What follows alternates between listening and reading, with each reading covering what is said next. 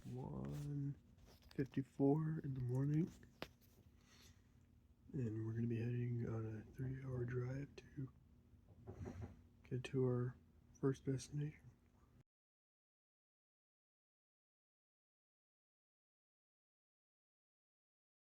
Saying goodbye to Doja Cat.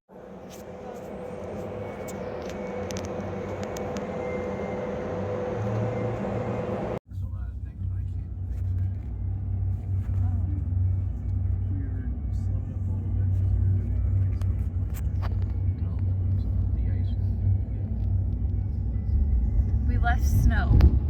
Yeah? It's cold sunshine, but it's still sunshine. Well, we got sun here.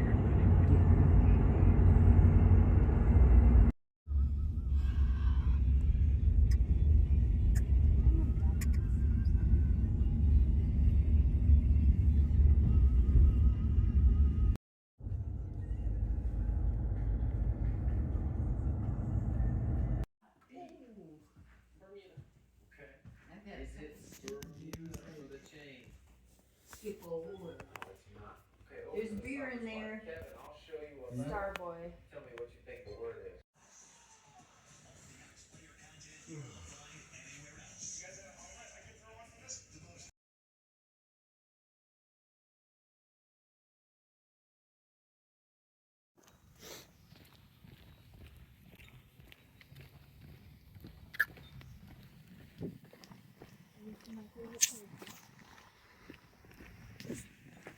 Dane, what did you name it yesterday? Huh? The tree, what did you name it?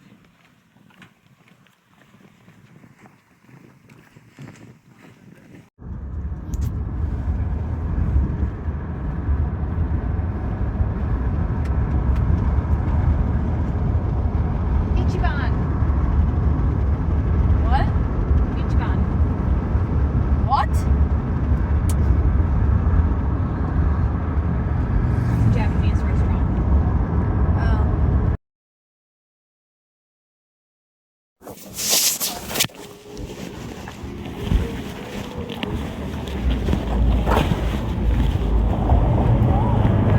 Alright, so that street we just crossed today is called McGregor Boulevard, but back when the Edisons arrived, first in 1885 to buy the land, 1886 for Thomas and Mina's honeymoon, it's called Riverside Drive. It was basically just a dusty old cattle trail. Ran from around Kissimmee up in the central part of the state near Disney World where all the cattle ranches were, down to the coast at Punta Rasa here, which is about 12 miles down the river, comes out between Sanibel and Fort Myers Beach. That's where they load all the cattle onto boats to be sold to Cuba and Key West. So, very small town when they first got here. They had just incorporated Fort Myers that same year, 1886. There were 349 people living here.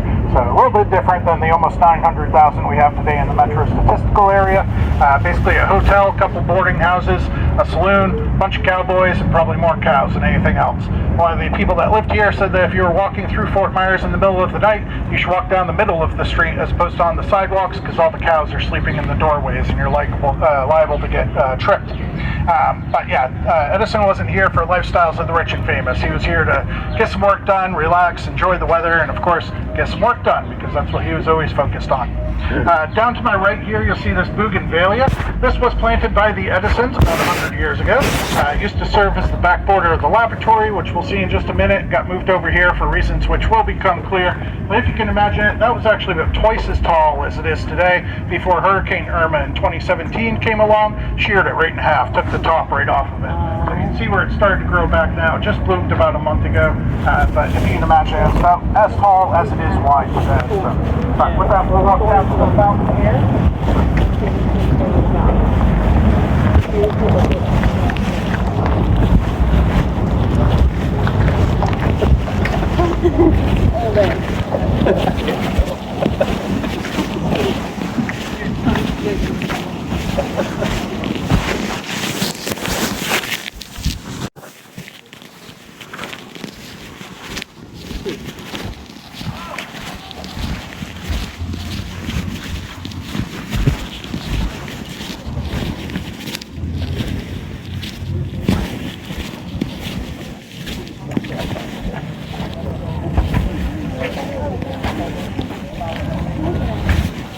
Alright, off to the left here, hanging from the tree, you'll see a staghorn fern. That's an air plant, grows around the side of trees or branches. Once it gets heavy enough, can't support its own weight, falls off onto the ground. So we obviously had to change the lift it back up, give it a little bit longer life.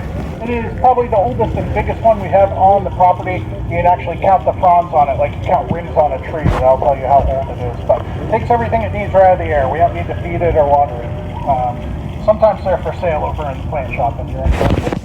Down here one later. Something has a substance called coquina, which is sedimentary rock comprised mostly of seashells. So if you know anything about the geography of the area, this barrier island sucked all those seashells right into us. So that's why you see people coming off of Sanibel, suitcases full of them. All the pathways and roadways are lined with shell. You'll see vernacular materials like the coquina here. And the Calusa Indians, who were native to the area pre-colonial times, actually used to build huge mounds out of them. Mound Key, which is a little further down the coast, is actually a shell bin. It's an artificial island constructed from the discarded shells from the Calusa. But this basically serves as a central greeting spot for people coming onto the property.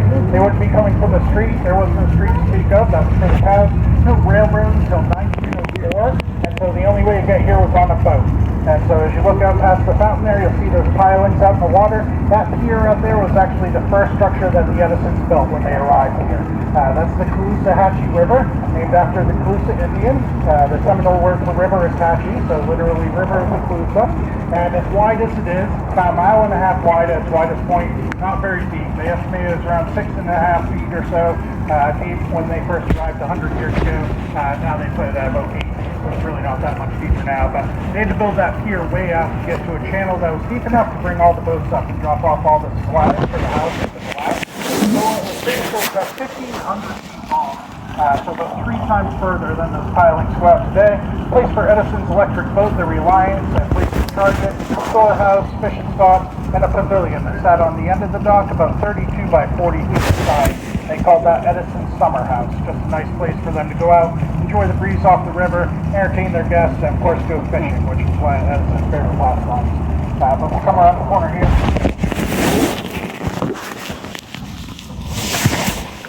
You've never been here, Aaron? How long? You've never been here?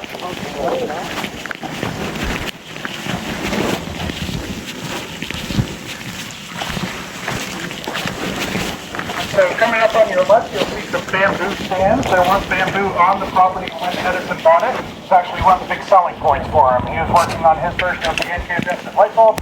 Up to then, filaments to use paper or cotton, which obviously would burn out very quickly. Edison tests a bunch of different materials and substances and lands on carbonized bamboo as an elegant solution to that problem. So he's pretty happy to have a ready-made resource right here at his fingertips to continue that work. Off to my right, this is where he would have been doing those experiments. This is the site of his original 1886 laboratory. When it was built, it took up the footprint of both this building and the garden behind it. Actually cost more than the houses did, which probably isn't that surprising since we're talking about Thomas Edison. It also would have been the site of his steam-powered dynamo that he used to electrify the estate. When they sent those 6 boats up with all the supplies, one of those boats didn't make it, ended up on the bottom of the river. That was carrying the dynamo. So it was another year later, 1887, before they were able to electrify the grounds. Of course, when they did, all 349 people that lived here, probably some of the cows too, showed up out on Riverside to watch lights come on, just like they had in New York when you lit Manhattan. And the next day in the paper, the headline is, Edison will light Fort Myers. Of course, he had never promised to do anything of the sort. They were just trying to sell some papers and maybe force his hand a little bit. So there's a little bit of enmity there between Edison and the townspeople, which didn't come back for a number of years. Somebody else ended up taking care of the commercial and residential lighting grid here in Fort Myers. Eventually they made up. You also notice I'm talking about the lab in the past tense. It is no longer here. Where to go? Henry Ford took it to Dearborn, Michigan, up to Greenfield Village, his historical museum up there. He liked to collect old buildings. He has the Wright brothers' original garage. He has Edison's lab from both Fort Myers and Menlo Park. He has the bus that Rosa Parks rode on. He has the car that Kennedy was shot in. From what I understand, it takes the better part of 2 days to get through everything up there. But Thomas wasn't too worried about it. He has new botanical laboratory across the street. But Mina was not a fan of the idea because it's going to leave a big hole in her landscape. So Henry Ford had to enter into negotiations with Mina, and she finally relented in exchange for certain financial considerations. And so his workers came in, took pictures, labeled everything, and took a foot of topsoil from underneath the lab so that it would always sit on Fort Myers ground. And you can still see that lab up there in Dearborn today. And so in exchange, the first thing that Henry Ford paid for was this study for Thomas's birthday in 1928. Unfortunately, not the original study either, as that burned down in 1968. Ironically, due to an electrical fire. But most of you have already ducked your head in there, but you may have seen a turtle sitting on the floor. That was Thomas Edison's spittoon. That did survive the fire. You step on the head of the turtle, the shell lifts up, you speak chewing tobacco. And then I'll give you my spiel about the garden out back because we have such a large group, and I'll send you guys around to look at it. The garden out back is a moonlight garden designed to be enjoyed at night. The reflecting pool catches moonlight, starlight, very brightly colored flowers, usually whites, blues, silvers. Things that'll bloom, become more fragrant, or attract pollinators in the evening. And basically, Henry owed Mina a new garden because they weren't super careful with their plants that were growing around the lab when they took it down. That's why the bougainvilleas moved over to where we saw it. So originally it would have been at the back border of the garden where you'll see the evergreens when you walk out back. But that was designed by a woman named Ellen Biddle Shipman, who was one of the country's first female landscape architects. She was a divorced mother of three at a time when women didn't really get divorced, certainly didn't work if they had 3 kids, and definitely didn't own their own landscape architecture firms. But she got trained at the Cornish Art Colony up in New Hampshire and went on to do about 600 projects over the course of her lifetime. The vast majority of her work looks like the Moonlight Garden back here, but the vast majority of what we have left of her work is larger public, more institutional projects. So we're very lucky to have an example of like her wheelhouse here on the grounds. It's a mix of arts and crafts and colonial revival. Basically look at it as a garden room, very private, lush planting style, which is part of the reason why a lot of her gardens have gone. But some of the other ones, Longview in New Orleans, the Cummer Museum, there's an Italian garden in Jacksonville that's hers, and then a lot of stuff throughout the Midwest. But I'll send you right down this path, and then you can come out right on the other side, and I'll meet you over there. And if you have any more questions about Ellen Biddle Shipman, I'm kind of an expert, so. Is it ever open in the back? Not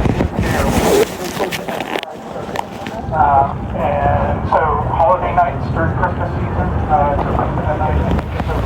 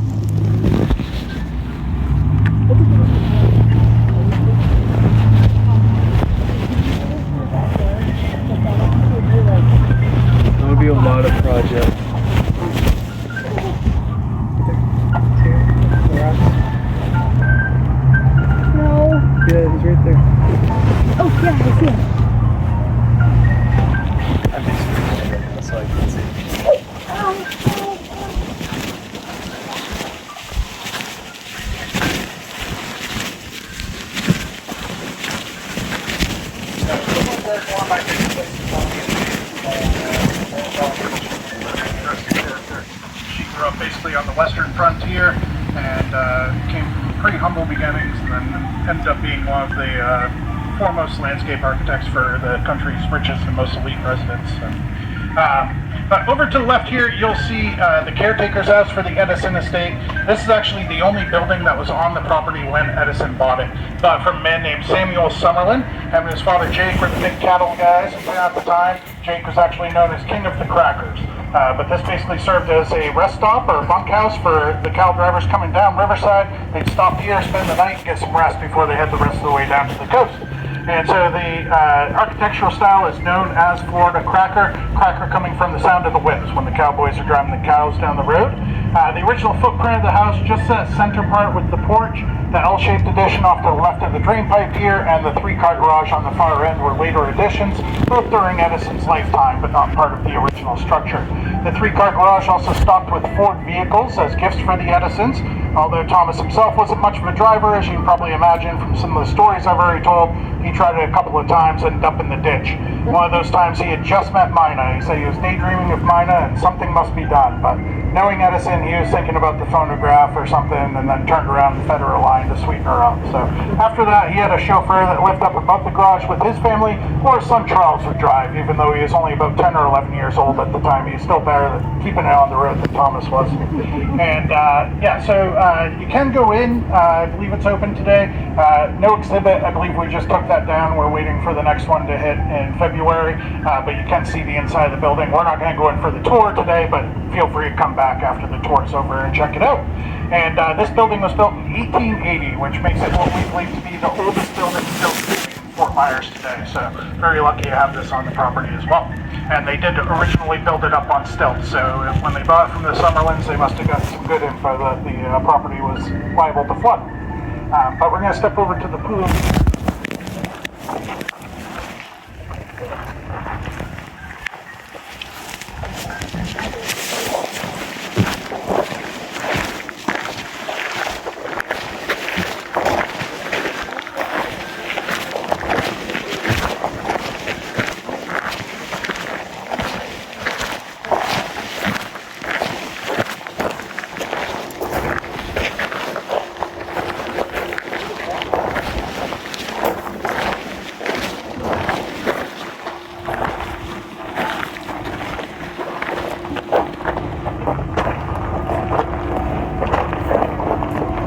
So the swimming pool was built in 1910. Edison's kids went swimming at the pool at the hotel, and they liked it so much they decided to build one here on the estate grounds. Took them 4 or 5 tries to get the foundation down.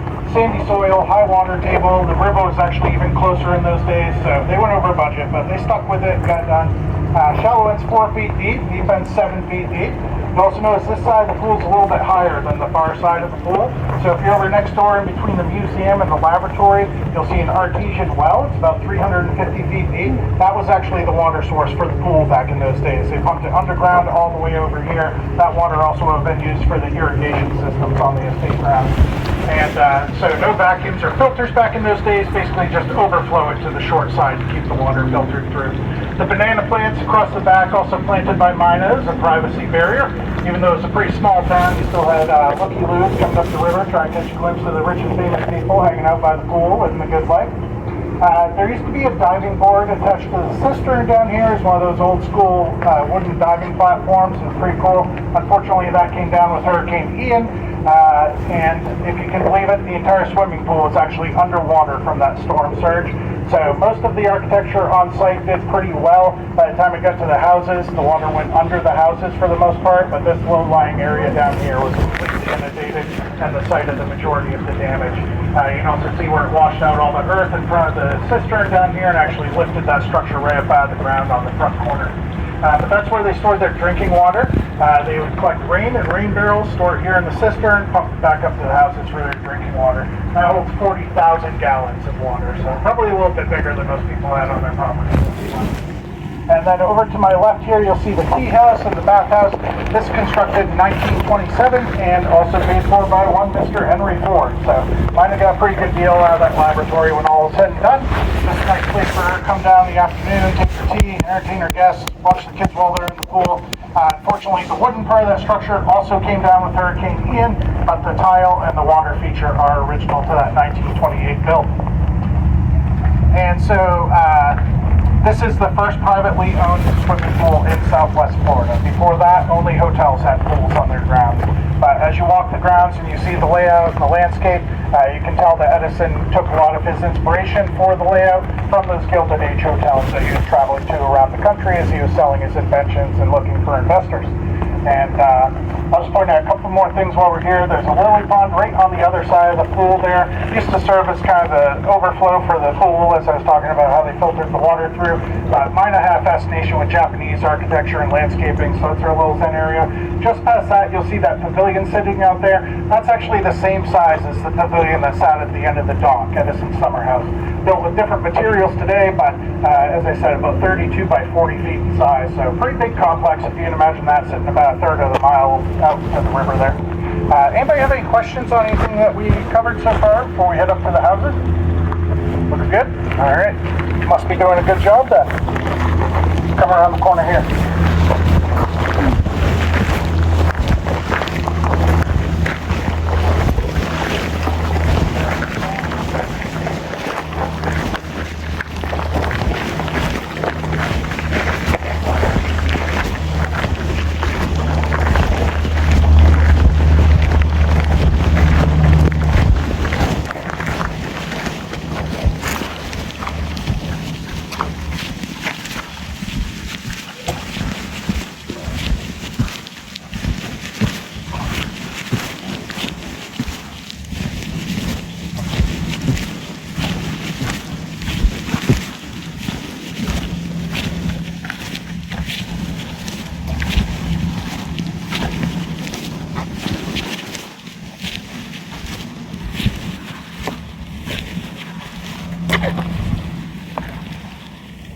Stop here for just a moment. I just want to point out, here attached to this tulip wood, you'll see a staghorn fern. This is what they look like when they're still growing on the side of the tree.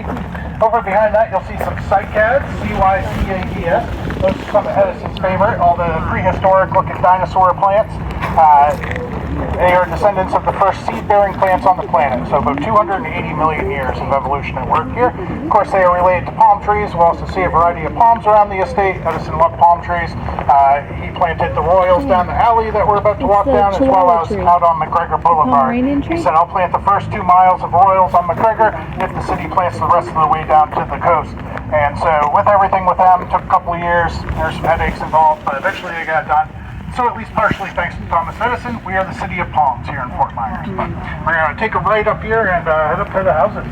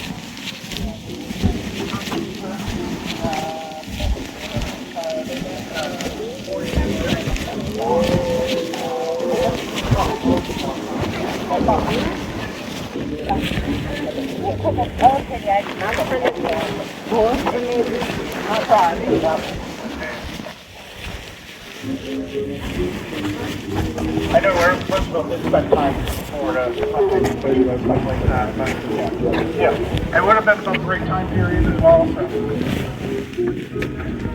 All right, we're gonna step up on the porch here in just a moment. I just wanted to point out this stake over here by the bench. That's the storm surge from Hurricane Ian. So down at the beach, probably about 15 to 17 feet of water, but even this far up the river and this far up on the lawn still have a 1.5 to 2 feet of water. Like I said, most of it went under the houses, so we were lucky that way. Restricted to mostly wind damage, shingles, siding, stuff like that. The big loser was plant life. We went from around 60% canopy on the grounds, 60% coverage, to 30% after that storm. So almost half the plant life on the grounds got wiped out in that storm. We have planted approximately as many plants as we lost, but obviously young plants aren't going to cover as much as the old growth that we had here. So it's definitely a work in progress and a bit of a battle of attrition, but still beautiful here. It makes it very easy to come to work. But we'll step up on the porch here. Isn't it something? Yeah.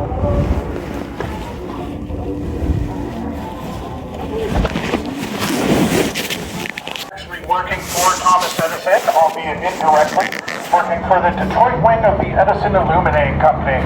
First as a machinist, as an engineer, and eventually chief engineer. In his spare time, he's working on his first gasoline-powered internal combustion engine vehicle. It's called the Quadricycle. You can see that on the back wall back there. Second picture to the right, that Norman Rockwell painting. I used gasoline loosely, as did they. They dumped pretty much any flammable liquid into the gas tank to make it run, including kerosene or even booze. But yeah, you can still see the Quadricycle up at the Ford Museum in Dearborn today.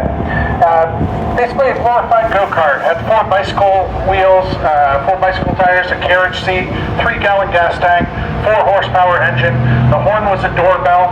You could go 10 miles an hour or 20 miles an hour, but there are no brakes, so you had to figure out how to get to 0 miles an hour, which is why when they tested it, they do it in the middle of the night on the streets of Detroit, and usually have somebody run out in front of the car waving their arms so that you would not catch a vehicular manslaughter charge, I suppose.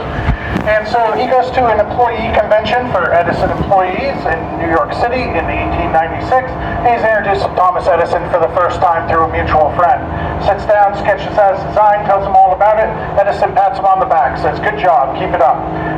Edison probably did not remember that conversation, as he had people pitching him ideas all the time, but Ford marks that moment as being the moment that pushed him to all his future success. He was 16 years younger than Edison and had grown up idolizing him, but when the greatest inventor in the world tells you you're doing something right, then stick with it. So his first car company is Detroit Automobile Company in 1899. That one goes under in about a year and a half. They actually never produce a vehicle.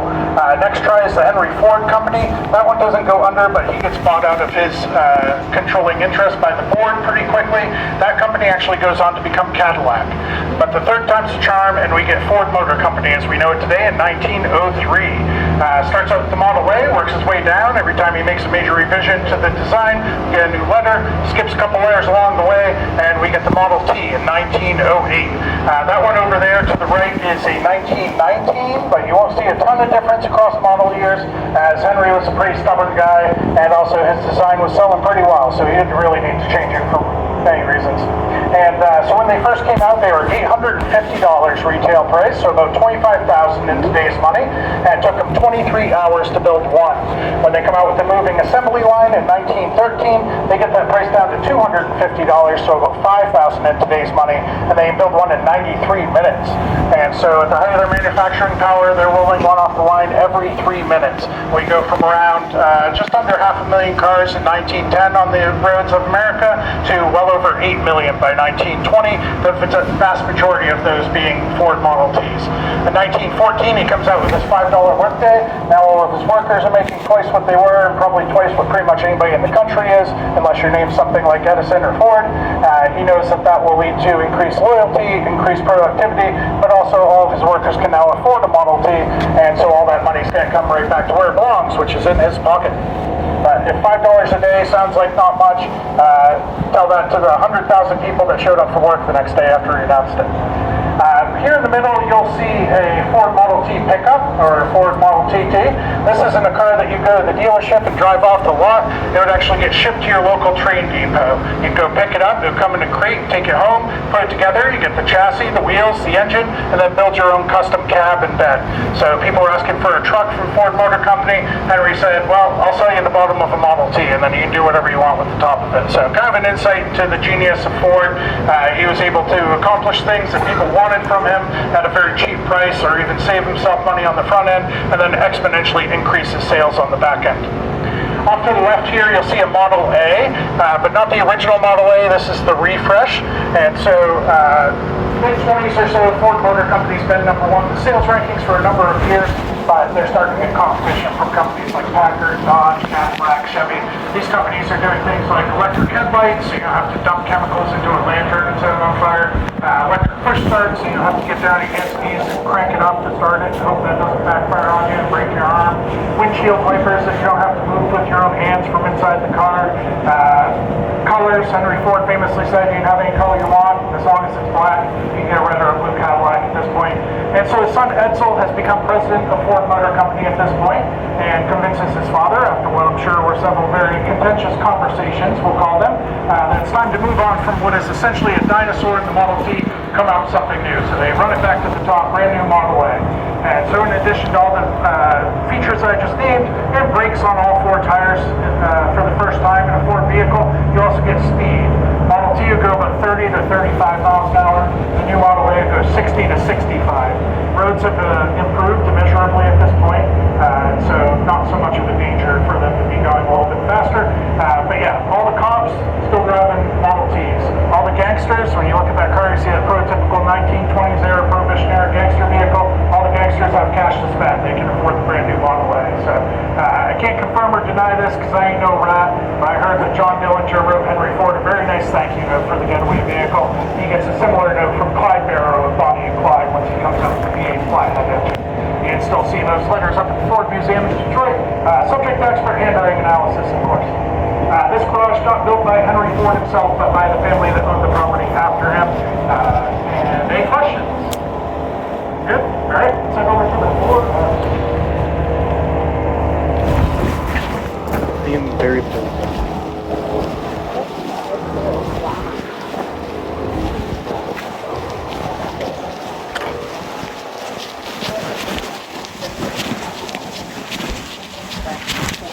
Feel free to go up on the porches. I'll stand up here as well. Cover again.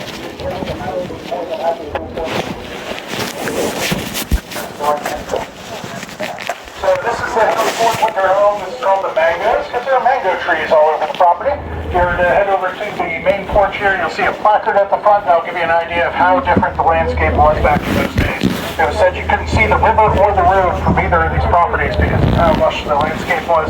As I said, Edison called it his jungle. It took the better part of 30 years to get this all carved out the way it is. This house was built by a man named Robert Smith in 1911. He is an entrepreneur from New York. He owned land next to one of the most famous men in the world. Said, I'm going to build a house on it and see if I can sell it for more than that cost me. So kind of like one of the first house flippers.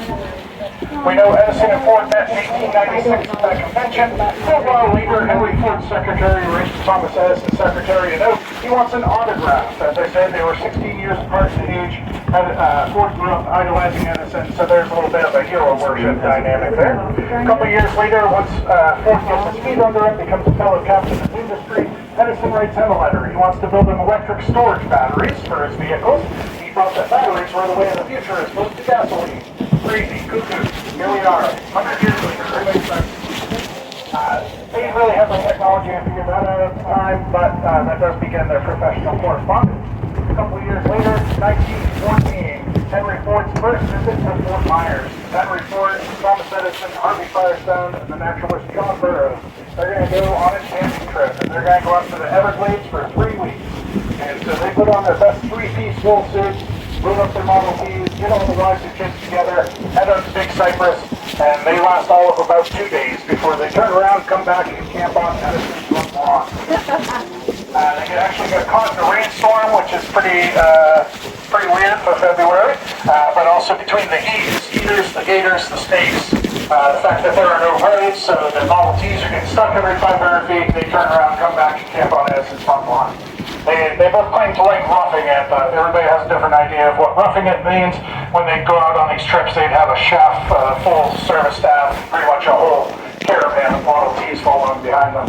But this does begin a decade-long tradition where the 4 of them would travel around the country as friends. That's what we could consider nascent environmentalists, as they all did have interest in the natural world, and that was the stated purpose for these trips. And of course for publicity, which Ford and Edison were uniquely gifted at. They would meet Henry's dealers, salesmen at his dealerships. They would have a press junket that would travel with them, so they get their names and pictures in the local paper everywhere they went. People would throw the parades and give speeches, and they meet famous people. They met Norm G. Harding when he was sitting U.S. president up in Vermont. Went out to California for an expo and met Luther Burbank, who was a plant expert and gave Edison the idea for the robo research that we started with a couple of years before they started that project in earnest. But they call themselves the Vagabonds, so if you're interested in learning more about them, there's a very good book, maybe on back order on our gift shop. I'm sure you can find it on Amazon or your local library, called The Vagabonds, and I'll tell you all about their camping trips. Over next door in the museum, the exhibit is called Into the Wild. There's actually a camp truck from their 1918 trip.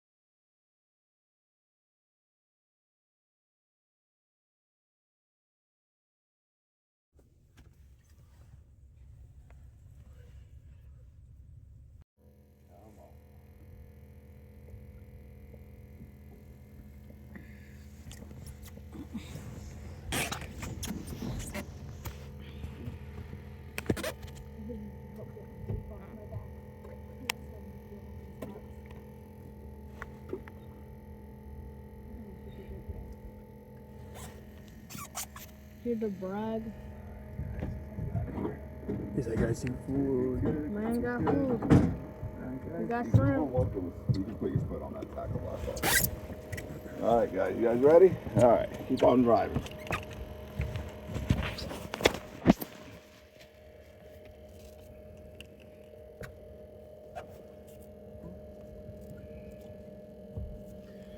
All right, guys. We're out. Good. Make sure everything's good. Okay. Let's roll.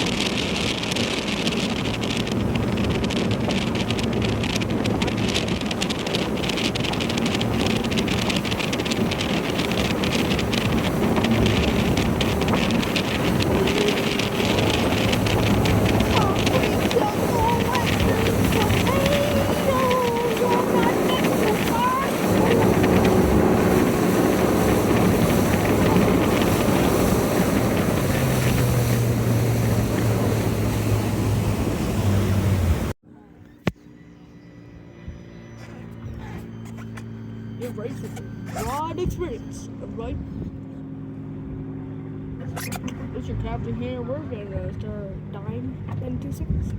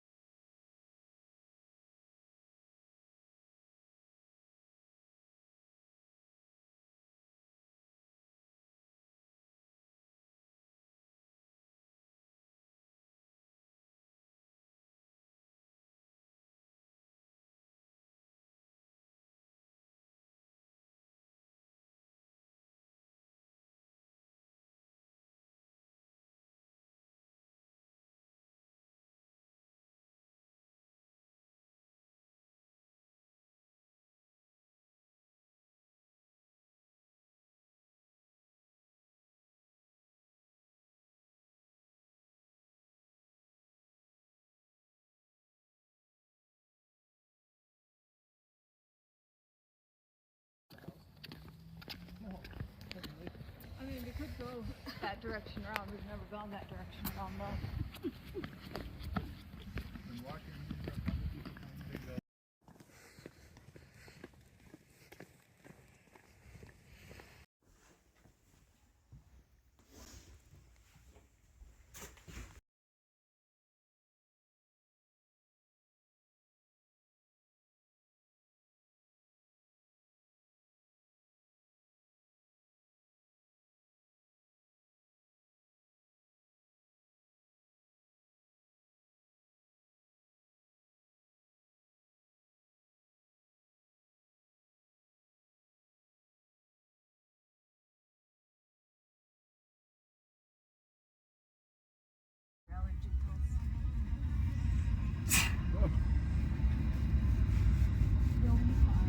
I will be fine.